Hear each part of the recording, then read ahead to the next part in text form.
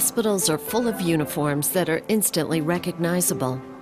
There are, of course, doctors in white coats, people in scrubs, nurses dressed in many different colors, and maintenance people. But there's another uniform that's always there, even if its role isn't always appreciated. Their contributions are frequently so much in the background that they're not really visible, but they're an essential component to a successful hospital. They are the men and women of the Emory University Hospital Auxiliary. Once you start looking for their blue coats, you'll see them everywhere, doing things you might expect and some that would surprise you. You know, when I think about volunteers, I think about all those little jobs that they do, and they do it with their heart, and they give that much more of their time. It started before the First World War, when a group of Methodist women began volunteering at the old Wesley Memorial Hospital downtown. That hospital would become Emory University Hospital, and the volunteers became the Women's Auxiliary.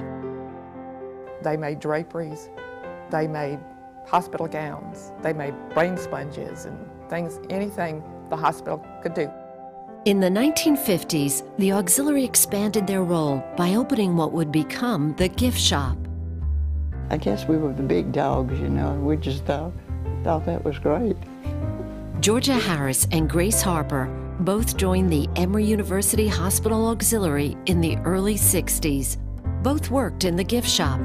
Both eventually became presidents of the auxiliary, and both spent a quarter of a century volunteering at Emory. Yes, it was fun because you felt like you were accomplishing something. After 20 years or so, I guess, don't remember the year, but I remember my husband saying, well, if you're going out to Emory every day, why don't you get a job that pays you something? Their work might not have paid them, but the gifts that shop gives Emory University Hospital can't be underestimated. Among other things, proceeds built this chapel for patient families and bought furniture and a beautiful fish tank for a waiting room. Each year, the auxilians contribute tens of thousands of dollars, hundreds of thousands of dollars to our effort.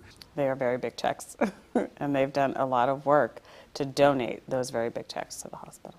No small thing, no small thing at all. There's a lot of candy bars. Peggy Norton is the current president of the Emory University Hospital Auxiliary. We take great pride when we go by the chapel and we look at the chapel and it's lovely, and to go and to say, you know, we did this. Everybody likes to see fruits of their labor. And it's a lot of labor.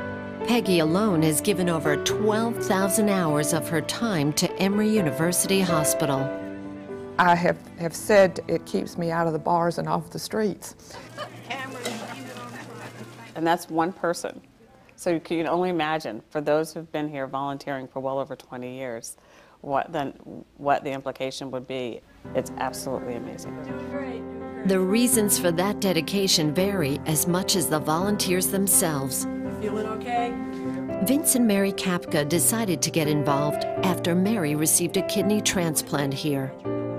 And after the transplant, it was a way to help the staff that helped Mary through the transplant, and also to help patients who are going to go through what we went through. Want to get you some more ice water? Yes, I would like I think your kidney will like it. That may have been why they started, but the Kapkas have found all sorts of ways to help out, and they're now an important fixture on the floor.